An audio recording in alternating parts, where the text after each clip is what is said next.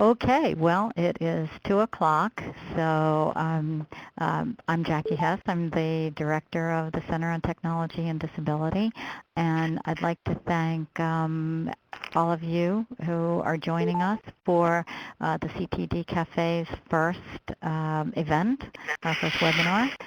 We are really pleased to be bringing you the experience and the insights of our colleagues from the Rehabilitation Engineering and Assistive Technology Society of North America, better known as RESNA. RESNA's Catalyst Project is led by Joey Wallace and Paul Galonsky and Jason Luciano, and they will be providing content both about assistive technology and durable medical equipment, which still remains confused in some people's minds, but it's always good to kind of clarify from time to time what falls into what category. And as we know, they have very different funding sources and assessment procedures. So I think that will be very useful. And they will be telling us about the Catalyst Project and about the Assistive Technology Act projects in each state. And I think that information is of very tangible help to the audiences that we all serve. So on behalf of CTD and the partner organizations, FHI 360, AIR, and PACER Center, let me welcome our presenters, and I'm going to turn it over to you, Paul. Thanks, Jackie. And I'm going to hand it over to Joey. So Joey, take it away. Sorry about that. That's okay. We're getting passed around. It's great. Thank you, Jackie, and all the partners at CTD. I'm Joey Wallace. I'm the director of the Catalyst Project. You'll be hearing from Paul and Jason in a little while. We thought it would be good to spend a little time talking about assistive technology itself, talking a little bit about durable medical equipment, and try to create some understanding about some of the similarities and differences. Then you're going to hear about the statewide assistive technology programs, who they serve, what they do, and how to get in touch with those. And then a little discussion about what are called the alternative financing programs that support people with disabilities in many of the states across the country and U.S. territories. And we're going to wrap this up with some general information about the RESNA Catalyst Project, what we do, and how we can serve you and help build ourselves up as a resource to the folks that might be on the call. So let's begin by trying to understand a little better assistive technology and durable medical equipment. Assistive technology is important because it is intended to improve the functional capabilities of an individual. And whenever you hear the definition of assistive technology, it should include both devices and services. And devices are typically those things that we think of first, those low to high tech alternatives that can really make a difference in a person's life across home, work, employment, environment, their community, very comprehensive, and of course those are the things that we think of first. I want to emphasize the importance of services as well, because the services are really what supports the device in an individual's life. And we should think about the evaluation process and the individuals that work with a person to determine the device or devices that might work best with them and their particular need. To think about the vendors who assist in providing the device, the funders out there who certainly are a key part of getting that device into a person's life. But oftentimes what are forgotten are services like repair, because consistently in the life of a piece of assistive technology, a repair will be required, and that's something to be thinking about at the beginning of the acquisition process. And the last service I want to mention is training, and the importance of having the training built into the acquisition process, because very often there's one or more people who need to understand how to work that device, given what level of sophistication it might have. So that can include certainly the consumer, but the caregiver, the teacher, the employer, etc. So please, one more time, when you think of the device, think of the service as well. Let's go back. Go back one, please. Yep. Assistive technology is really something that should be thought of in a holistic way. To look at the whole person, their whole life, all the activities that they participate in, and how that device or devices can make that difference. Looking at the person across all of their interests and all the things that they do, and that's one of the ways that it's separated from durable medical equipment. Now we'll talk about that in a second, but assistive technology again is an overarching term.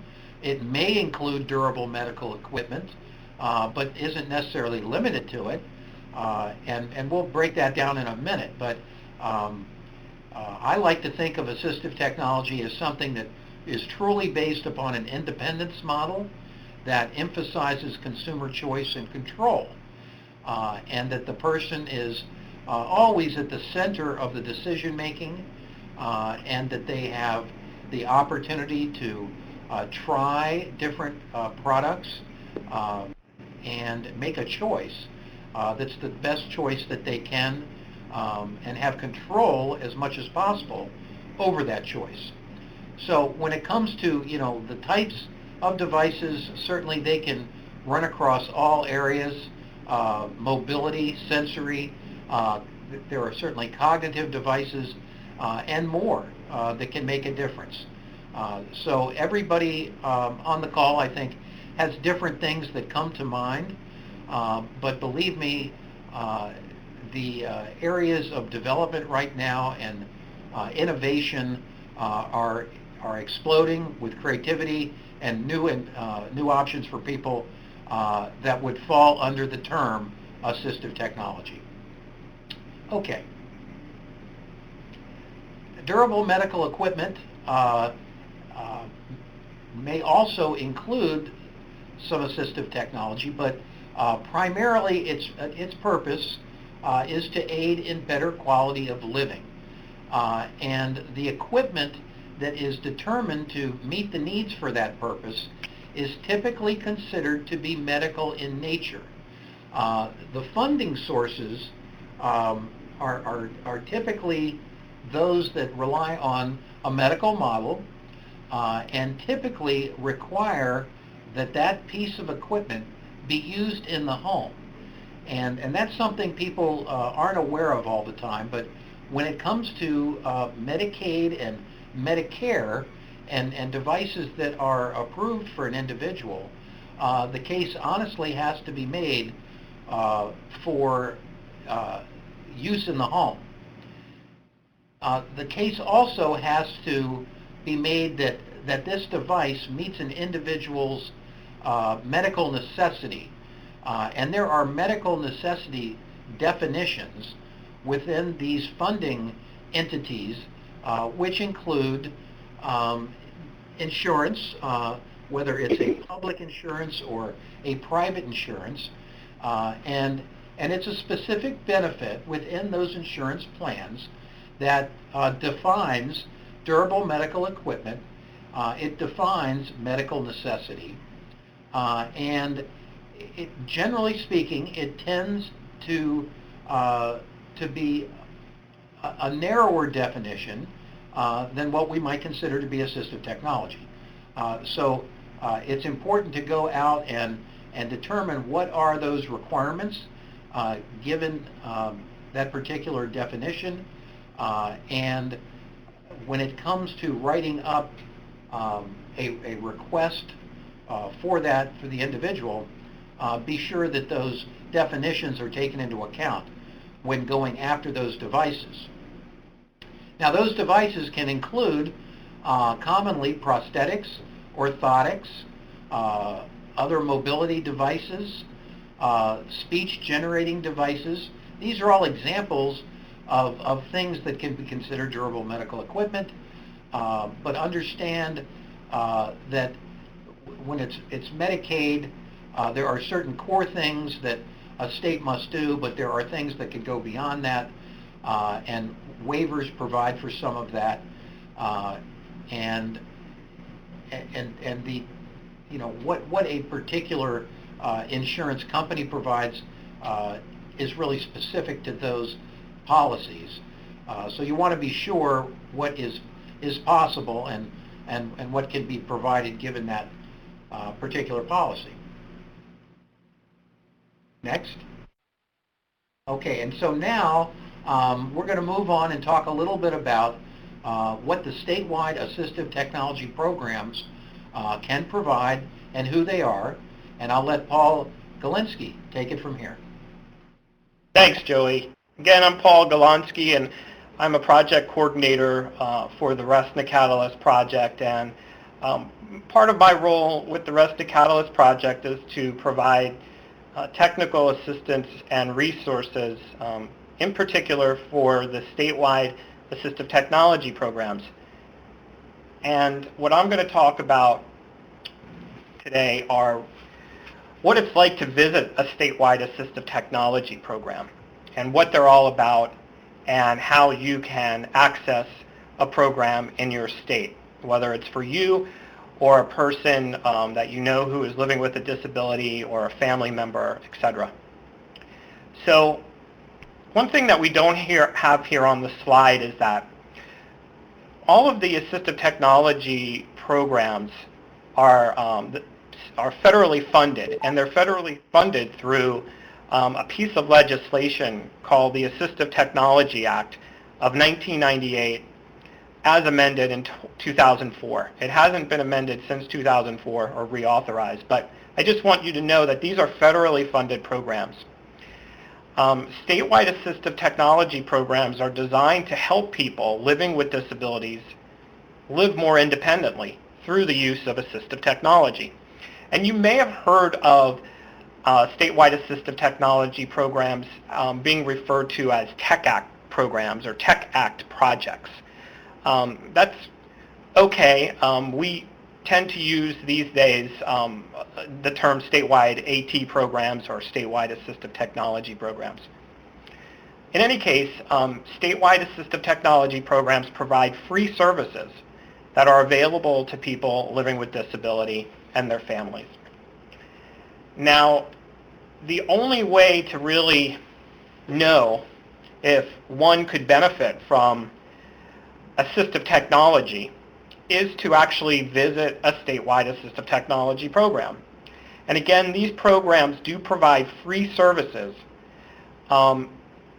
Each state has its own unique program to suit its population, but in general, most of the statewide AT programs provide the following, and as you can see on the slide, I have 4 bullets, and I'm going to go over each of these bullets in depth because this is essentially what one would learn about and get to know about if one would visit a statewide AT program. So the first thing is obviously information about assistive technology devices and services that are available and where to obtain them in the state. So although the statewide AT program may help you, there also may be additional programs and services that may help an individual as well. And the AT Act programs are it's set up to provide that type of information and referral. But more importantly, when an individual goes into the statewide AT program, they're going to learn about different types of devices, and they're going to get, if they would like, they can receive a device demonstration and a device loan. And I'm going to talk about each one of these activities. So first of all, what is an assistive technology device demonstration? Well, this is a demonstration that provides the opportunity for a person to interact with an AT device. So when you go into the program, there's usually like a library of different types of assistive technology and devices. And the cool thing is that an individual can take a look at that device, learn about it, learn about the features, and then they could compare it with other similar devices that are in the AT or the statewide AT program device library. So typically an assistive technology professional will conduct the assistive technology device demonstration in these programs. And the idea behind this device demonstration is to understand how these devices work and how the assistive technology works, and to see if it would work best for an individual's functional needs. Now, suppose that an individual, after having the opportunity to demo different assistive technology, finds a device in the library that he or she likes and wants to use. Well, the cool thing, again, about these programs is that these programs provide assistive technology loans. So an individual can borrow a chosen device for a short period of time, and this will help them decide if whether the device will meet their needs in their daily life. So what we like to say is that this gives an individual an opportunity to try before they buy, to see if the device is indeed the right device for them. This is a very important component and function of most, if not all, statewide assistive technology programs, device demonstrations and device loans. And again, free service. Paul, this is Jackie. I don't know if you guys are monitoring the chat questions, but we do have a question from Josie. Do you see that? We can't see that. The question is, are the statewide programs somehow connected to the public school system?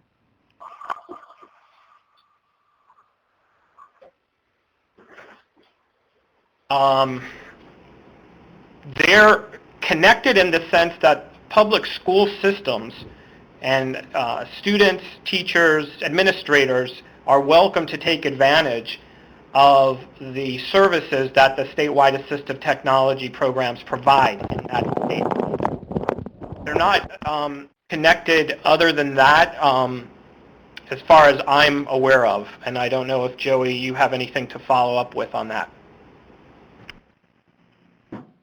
You know, it is possible that an assistive technology program could have a relationship within the state at a particular level.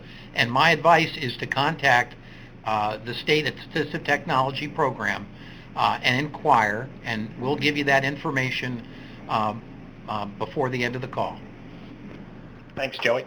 And Jackie, please feel free to interject anytime while we're talking if you see questions.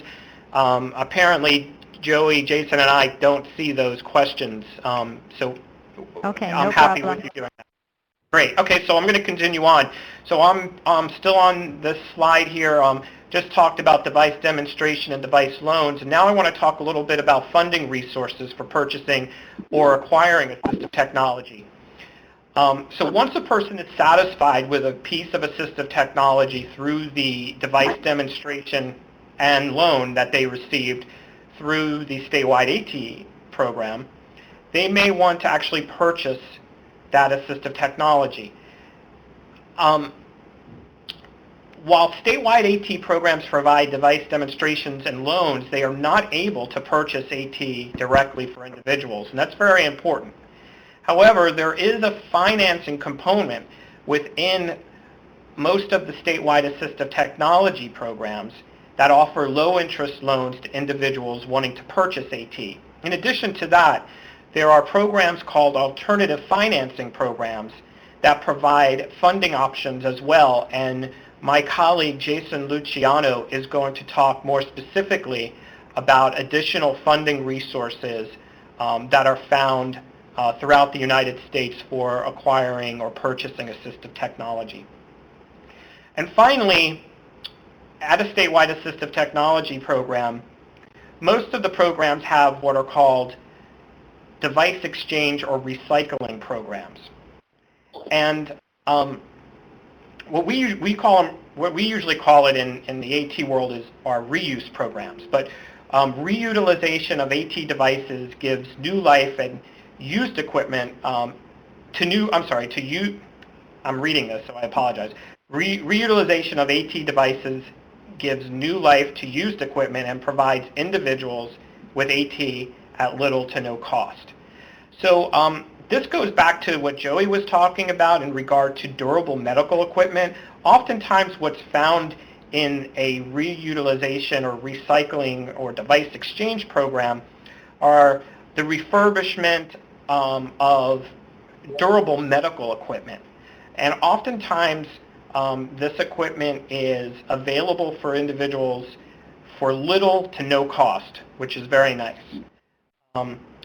What's important to know about this recycling of devices, which again are mainly durable medical equipment like crutches or wheelchairs, that all of the devices go through a sanitation process to ensure that all of the devices, once are donated, are clean and safe to use.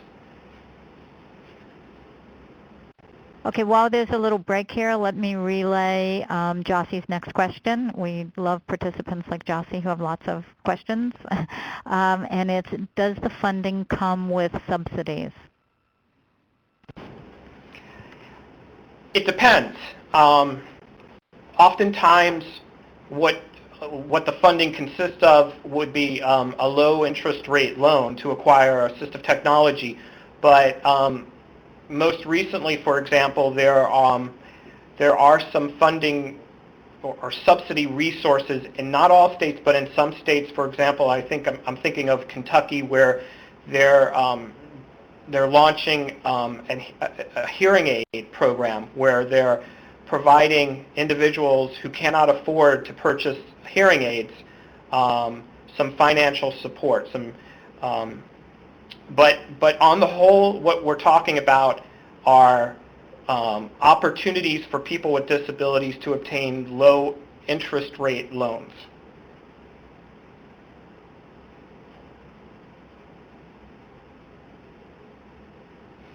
Any other questions, Jackie? No, thank you for that. Okay. So far, no other. Sure. So the best thing for individuals to do to learn more about a statewide assistive technology program is to actually contact one in your state. The simplest way to do so is to go onto a website called www.findatnow.org, findatnow.org. What we're going to actually do after Jason talks about the alternative financing programs is we're going to visit findatnow.org so you can get an idea of what is on that site and how to access a statewide AT program in your state. That's essentially my part of the presentation. I may be talking a little bit more at the end, but I thank you for your time, and now I'd like to hand it over to, again, my colleague, Jason Luciano. Thank you, Paul. And again, I'm Jason Luciano. I am a program coordinator with the RESNA Catalyst Project, and we all appreciate the opportunity to bring this information forward to everyone today. So you heard a little bit about the statewide programs, and Paul talked a few times he used the word low-interest loans, and he used the words alternative financing, and that's really what I want to highlight for everyone today. But before we get into the nuts and bolts of that, I want to take a step back and make sure that everyone understands the history of these programs, where they came from, so you can understand what it is that they actually do. So what happened historically was Congress recognized that people with disabilities are overrepresented in unemployment and underemployment. Underemployment being people who want full-time employment but are only working part-time, people who aren't working to their full potential, etc. And on top of that, we can see some current numbers. Currently, the unemployment rate for the United States is about 5.9%. That was the latest numbers that were reported. But if you're a person with a disability, your unemployment rate is 14.3%. So it's over twice the amount of unemployment if you're a person with a disability. Living in poverty. For folks living in poverty, adults with disabilities, you've got a 1 in 5 chance of living in poverty. And if you are a woman with a disability, that goes up even higher to almost a 1 in 4 chance. You can see women with disabilities, 23.2% live in poverty. So that's an extreme overrepresentation compared to the population at large. So something needs to happen to help out with this. Something needs to help remedy this situation. And because of that, Congress enacted laws. Most recently, you heard Paul referencing the AT Act of 1998 as amended in 2004. That was the most recent amendment. That actually established financial loan programs, and that excuse me, I am sorry, it's cold and flu season, everyone. There was the recognition that it was really vital for folks to stay in their homes, to live independently. It was vital for folks to be able to stay living as independent as possible. And while it's vital, it's also exceptionally expensive in many cases. You know, there are a lot of little things that can be fixes to help people with disabilities stay in their homes. Little things that are just off-the-shelf products, little things that can help folks live more independent, productive lives. But that's not always the case. And you do oftentimes have things that are very expensive. When you think about power wheelchairs, when you think about modifications to vehicles, to hand controls, to be able to drive, for example. You may be talking about modifications to somebody's home, if they are in a wheelchair, to widen doorways, to lower kitchen counters, those sorts of modifications. These things are often exceptionally cost-prohibitive. So with that being the understanding, I mentioned that Congress enacted laws to establish these alternative financing programs. Right now, 43 different states and U.S. territories have some sort of financing component for assistive technology. Some of these are housed within the statewide programs themselves and are considered part of state activities. Some of them are housed within state programs but are their own separate funded entity. And some of them are standalone organizations themselves. That doesn't really matter as the end user. All you need to know is that there are 43 different states and territories that have this as an option for everyone. So for what is technically called alternative financing programs, we have 39 states right now have what is technically an alternative finance program. 38 programs, cover 39 states. One spans 2 borders. So these were set up in order to help folks with disabilities get the assistive devices and services that they need to live independently, to stay in their homes, and to make them affordable. So in a nutshell, what they do is they offer low or no interest cash financing options to purchase those devices. So you're actually able to go and purchase your own, and that's yours. You own it at that point. This is designed to be part of a comprehensive wraparound continuum of services to assist people with disabilities to continue living the most independently as possible. You go to a state program, you have a demonstration, you see what's available, what are my options. You get to try it. You may be able to device loan that program, take it home and try it out. Hey, this is great. This works fantastic. I love this. This is going to help me a lot. But it's $5,000. What am I going to do now to be able to afford something that's $5,000? Well, that's where these low-interest programs come in. In addition to that, a lot of these AFPs they sort of evolved a little bit and developed wraparound services for people with disabilities within a general financial realm. That includes things like financial literacy, financial education, helping people learn how to make good financial decisions, helping people better themselves into becoming more attractive borrowers, become more attractive financial consumers to the lending industry. So those are some of the options that these programs have to offer. But really, when we're talking about the nuts and bolts of the loans, there are really 4 general ways that this is approached. There are these components which are listed here: a loan guarantee, an interest rate buy-down loan, a direct or revolving loan, and a non-guarantee low-interest loan. And I'm going to go through each of these for you and explain what they are.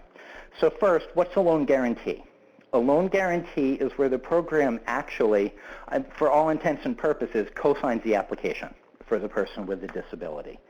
If you remember, we talked about the overrepresentation in poverty and the underrepresentation in the workforce. These things significantly impact the financial credibility of a lot of people with disabilities. Sometimes they're in that situation because of the disability itself. You may have been in an accident, which led to you being a person with a disability, which led to being unemployed. You can see how that, kind of all goes together. It can be difficult for these people to obtain their independent financing. And that's when programs are able to step up and say, you know what, we believe in this person. We think they're good for it. We think they can do it. We think they're going to do it. And we're going to back them up on this. And the program can actually back the loan. They guarantee the loan to their lending partner, to their lending institution, and basically says, if they don't make good on it, we, with our program funds, will make good on it. So like I had said, for all intents and purposes, it's sort of like a cosigner. The loan is then dispersed to the person with a disability, who then he or she makes the monthly payments as scheduled, and they go along. The next option that most programs have is what they call an interest rate buy-down. Now, if you independently went into a bank or a credit union off the street and applied for a personal loan to buy your own hearing aids, you'd be looking at 12, 15, 18, 20% interest on some of these unsecured personal loans, depending on your credit score and all of those other things that banks get involved with. But what happens here is that the programs actually pay down that interest rate. They usually have a set percentage of the loan amount, a penalty point, for example, that the program will give to the bank to secure a lower interest rate for the people with disabilities. They pay that fee, and usually what they do is secure an interest rate. Nationally, you're looking at probably around 3 or 4% is the average for the programs that are out there at this time. So you can see that's a pretty significant drop, and that makes it so much more affordable for people to buy these high-ticket, high-expensive, necessary items to be able to stay in their homes. The third thing is a direct, or also called a revolving loan, and that's where programs actually serve as a lender themselves. The other examples that I was speaking of, programs tend to partner with a bank or partner with a credit union who does all of the underwriting and the loan disbursement, the loan, receiving the payments back, etc. For a direct or revolving loan program, the program itself serves as the lender. They will directly loan out the money and directly receive it back to the program. This allows folks also to get what we refer to as microloans, typically under $3,000. Some of them go as low as $1,000 loans, which many banks will not do just because of the costs associated with processing everything. But this allows someone to say, you know what, I need that iPad with all of those apps for communication. That's going to be what really helps me the most. It's $700. I can't get a loan for it, and I can't afford to pay $700 out of pocket. What am I supposed to do? These microloans, through a direct lending model, allow the program to say, you know what, here is your $700 for the iPad. Here's the loan agreement, and you repay it back to us. It could be 12 months. It could be 20 months at the set interest rate, whatever the agreement is. And a lot of these programs for the small loans have an interest rate as low as 0%.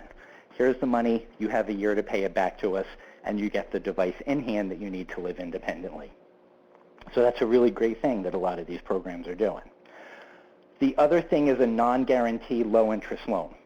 This is where they're just able to offer a lower interest rate without the guarantee component, without having to step up and co-sign.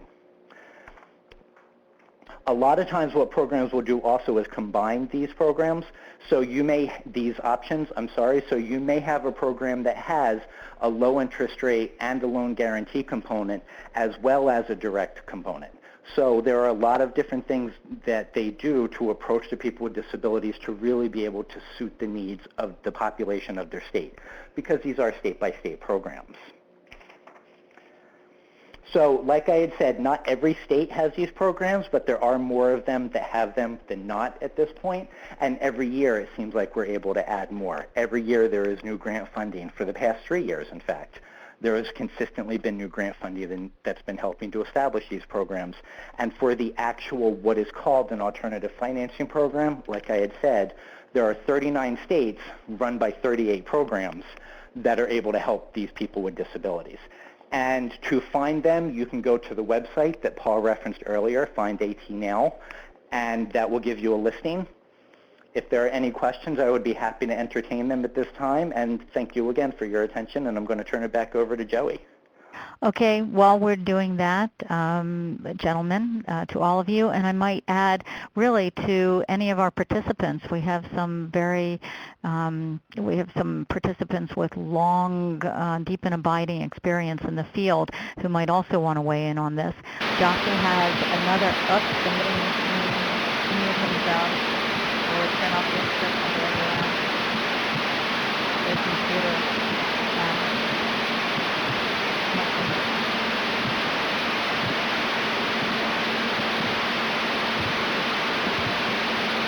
Anna Maria?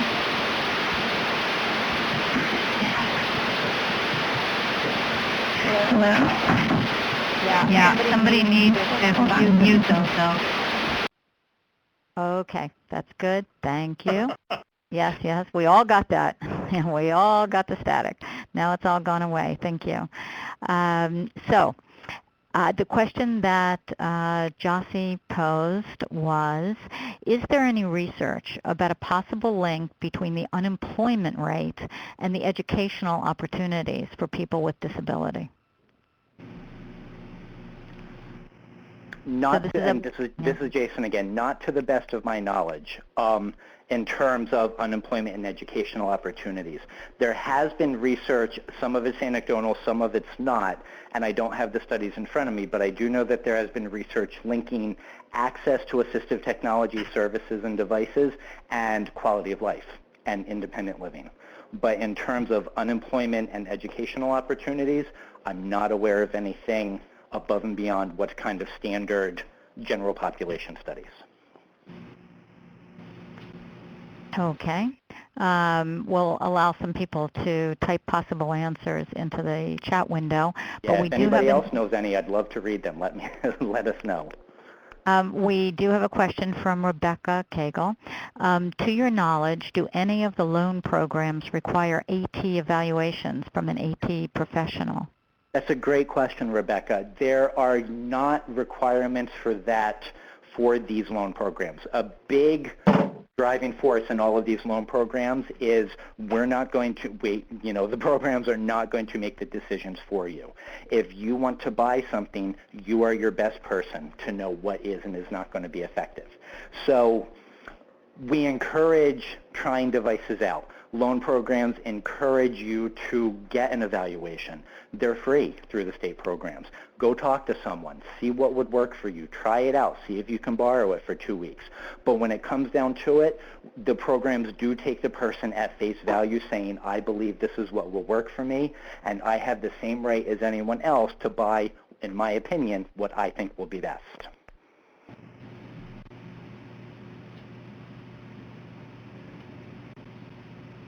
These programs are not designed to be programs of first resort, nor are they to be programs of last resort. It's an option for someone to get financing, just as any person without a disability would be able to go do. This is just with the understanding of the overrepresentation in poverty and unemployment, underemployment. This is an option to give some assistance to a disenfranchised population. Okay, well, two things. One, I think it's time to go live to Find AT Now, and the other, again, is just another reminder to everyone. We do get the background noise and or static if people have their computer microphones on at the same time as the telephone. So if you could use the phone only and or mute yourself until it's time, unless you want to say something, which would be fine too. Okay, this is Paul Galonsky again, and what I wanted to do is just kind of show you this findatnow.org. However, I'm not sure I can control this or not. Let me see if I can. Okay, you see that. Can you all see the screen? And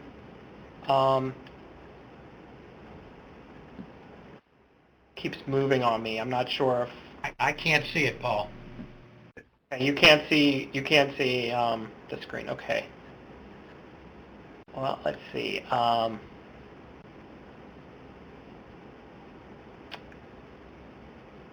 Yes, if you maximize the window at the bottom, does everyone have it now?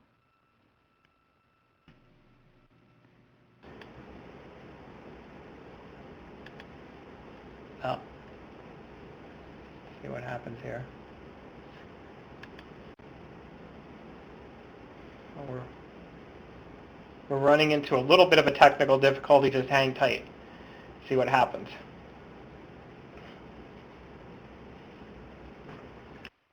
You can also try giving the control back to Anna Maria, and she can try pulling it up here.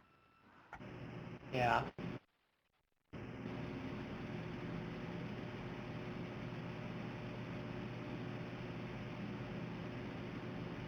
So.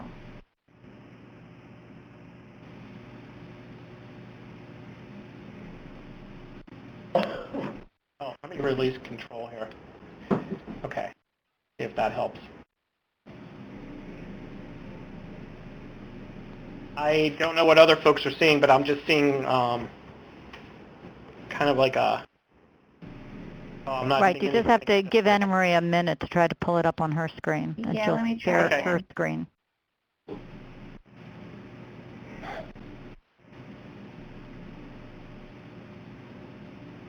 Can everyone There it see is. that? Yes, there Yep. we are. Okay. So Jason and I were talking about how can you actually access the contact information for statewide assistive technology and alternative financing programs. And this is the page that you do it at. It's www.findatnow.org. And if Anna Maria, if you want to just click on one of the states, just to give folks an idea, like say Connecticut, if you click on Connecticut, you'll see this is what will show up.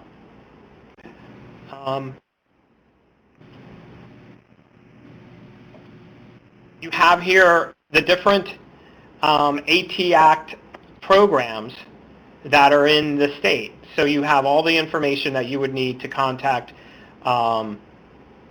the program, and there's also a website. There's most of the times the statewide AT Act programs have toll-free numbers, fax numbers. Some of them do have still the TTY, and then there's also a profile of what the program is all about, and that's a Word document. So it just gives you a little bit of an idea of, how to contact an AT Act program. And we thought it would be helpful for you to take a look at this. And if you can just kind of go back to the original page, yeah. As you can see, if you scroll down to the bottom, there's some bullets, talks about what a statewide AT program is, what an alternative financing program is, as well as what a protection and advocacy for assistive technology program is. And there's a PDF of contact information there. And Joey, when we're finished with this slide, Joey's going to talk to you all about what we do here at the RESNA Catalyst Project, and he's going to talk a little bit about what we call the PNAs, or the PATs, Protection and Advocacy for Assistive Technology. But they are also part of the AT Act programs, and they do provide legal and advocacy services to assist individuals with disabilities who are obtaining assistive technology and have been denied for whatever reason. So wanted to show you that. I guess if we can, Anna Maria, can we go back to the PowerPoint now?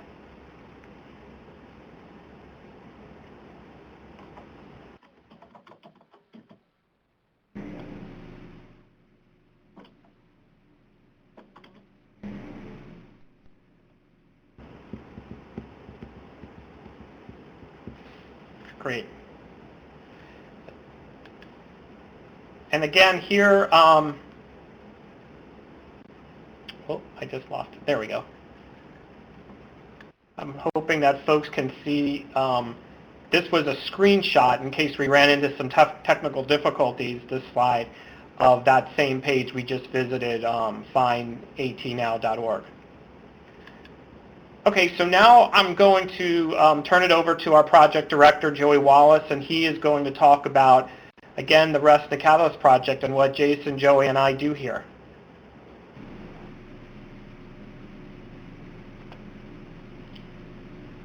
Joey, you might have put yourself on mute, so make sure you're off mute. No, I'm here, but I'm only getting a little box of the PowerPoint.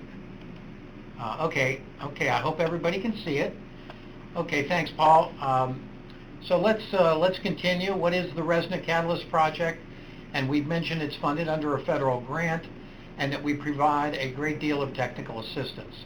And I also want to add that within our website, we have an amazing array of resources that include webinars, papers. It's very searchable. But at the same time, we're able to try to get answers for you through these statewide programs about particular resources you might be looking for, and we connect people across the country and territories all the time, back and forth. And certainly we're aware of many of the experts in the particular area you might be looking for with respect to assistive technology, and if we don't, we will tap into those statewide programs to contact the experts that they're aware of. And as you've heard, we have a multitude of webinars that we put on regularly. Typically our audiences are the statewide programs, and we have a lot of webinars that are sponsored by the Protection and Advocacy Organization that Paul mentioned, and you know, there are actually 57 of those, every state and territory. They receive federal funding as well to provide assistive technology advocacy, with a real focus on folks who are being denied or having difficulty accessing a federally funded funding source. And so those can include education, those can include Medicaid, and if let's say a child is having difficulty within the school through the IEP process, someone is being denied something through Medicaid, these are folks who can be reached, and on the previous slide there was a PDF to get those contact names and numbers, and they can assist in advocacy for that. So let's go to the next slide.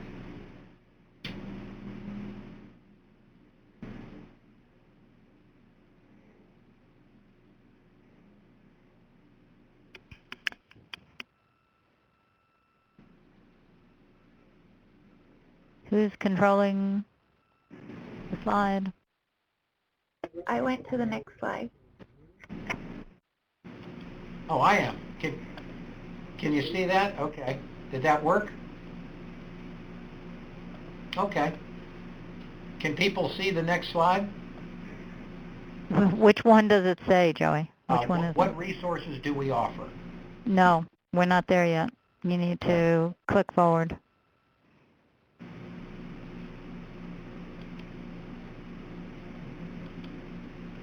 I don't think I'm in charge of these slides. Okay, there we go.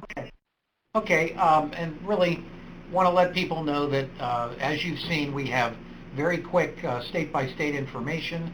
There is a library that you can go into through our website to search webinars, all free of charge.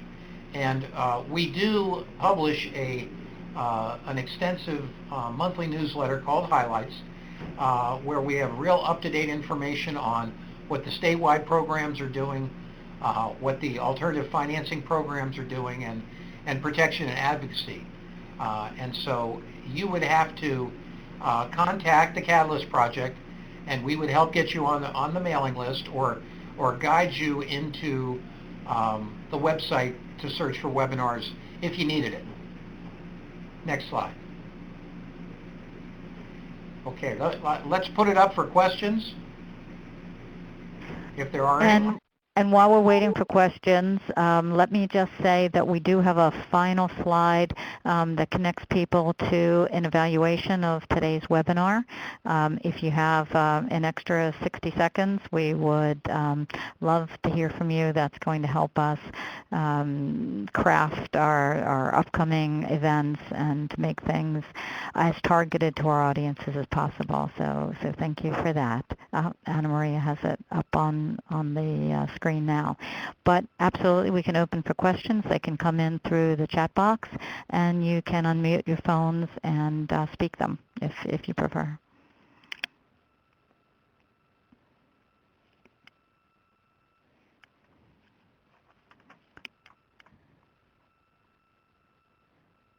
Well, I don't. You provided a lot of information, Joey, Paul, and Jason. It looks like Rebecca's typing, so we'll give her a second, and we'll see if anyone else wants to jump in. And there's our buddy Josie. So we'll just give them a second. If there is some other thoughts you have before the questions come up, feel free to take another minute.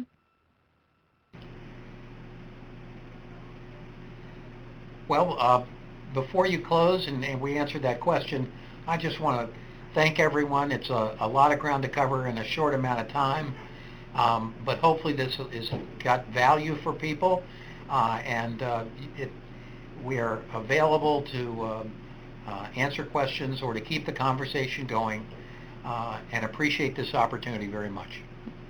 Okay, so we have two good questions here, and I'm going to take Josie's first because it's more specific, and then Rebecca has offered a really, all questions are interesting, but this is kind of a big picture question that I'd like us to get to, and I think several of us will have ideas about it. So Josie's question is she wants to make sure she understood whether there is a requirement for an AT evaluation in terms of getting a loan. She's saying, is the requirement for an AT evaluation not required for getting the loans? Because that's the way it did sound, I think. And this is Jason. The short answer is it is not a requirement. Right. Yeah. Okay. And Jason, if I could add to that a little bit, you're speaking on behalf of 39 programs, and each does have different requirements. In general, a person applying for a loan should be prepared to justify that functional outcome that the device is going to have for them. And the more supporting data that you have, the better. So if you need a hearing aid evaluation will certainly help to make the case. It may not be a requirement, but on the other hand, if you need an air conditioning filter, it's good to provide a little justification for why a doctor might be recommending that. So, a strict AT evaluation may not be required, but whatever you can provide to justify, to make your case, would always help. And Bridget Gillermini, our colleague from the Pacer Center, has made an interesting comment that getting access to the devices through a loan program can sometimes help facilitate an evaluation when an evaluation is required. So it kind of works both ways. Now let me put Rebecca's question on the table, which is, Jackie, I'm sorry, is that Jackie or Anna Maria? It's Jackie. Oh, hi, Jackie. It's Helene Fallon. How are you? I wanted to also respond. I run one of the regional AT projects in New York State, and one of the things that we do require, we don't require a full evaluation, but we do require that a treating professional is involved in some capacity. So whether it's an OT or a PT or a doctor's office, so that if a consumer calls, we do ask to communicate with a treating professional. And I think that Joey made a really good point that every project is a little bit different, but I don't want to give the impression, at least here in New York State, we really hesitate unless it's something very simple, such as if there happens to be an accident or they need a commode or something, that is really simplistic. If it's anything where there might be cause for injury or they possibly could, there could be any damage, even anything with the hearing or an FM system, we do require that a treating professional of some sort. There's usually a service coordinator involved, or as I said, an OT, a PT, speech-language pathologist, or a medical professional. So Helene, thank you. Thank you for jumping in there. So I think the message there is you should check with your state program. So thank you. And I do, since we're down to the last couple of minutes, I do want to get to Rebecca's question. And again, thanks, Helene. Rebecca's question is, how well are things looking regarding AT abandonment now that we have so many more resources? So, gentlemen, do you have an opinion about that? As I say, I think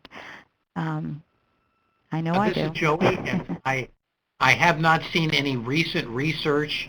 It has historically been a real concern. I do believe that with the intervention of these statewide programs, the higher consciousness of assistive technology, and people having the opportunity to take advantage of reuse programs, that we're seeing less abandonment, but I think it's going to take another broad research study to confirm that.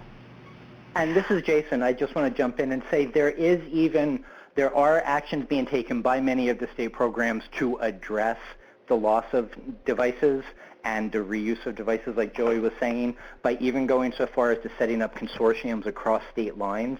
I know there's a group of states that even have something they've set up almost like a Craigslist idea, where instead of just abandoning something, you can let people know what you have, what you want for it, and they're welcome to it at that point if you no longer have a need for it. So that's being addressed in a multitude of ways as well to try to prevent that from happening. And let me just jump in, focusing more on school-age children and youth. My sense is that we're definitely looking at less AT abandonment, and that's attributable to the growth in universal design and to the move away from very niche market AT devices and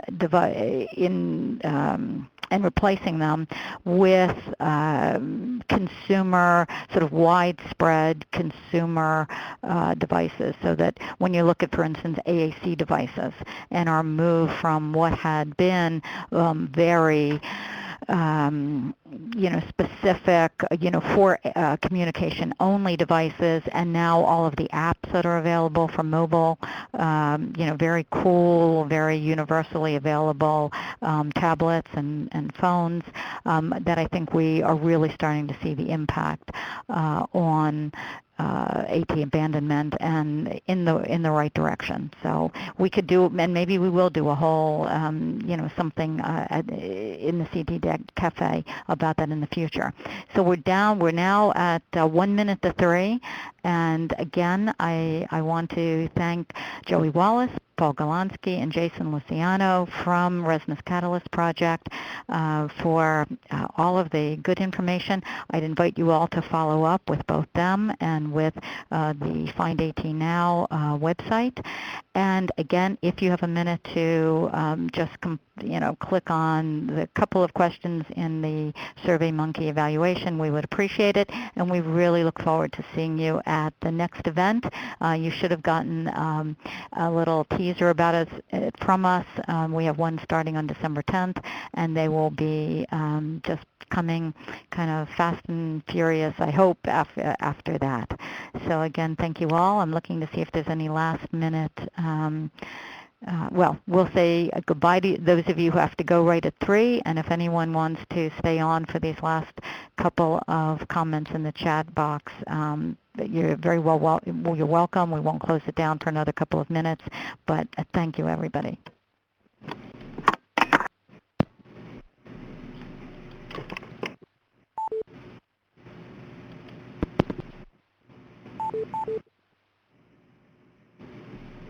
Okay, it looks like Bridget has posted a comment agreeing that device abandonment is getting better because the devices are becoming more mainstream and consumer friendly.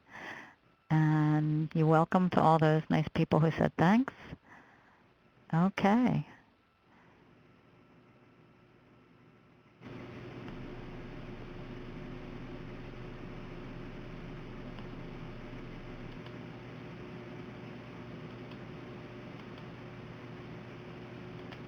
Okay, it looks like it's safe to close down now. Goodbye, everybody.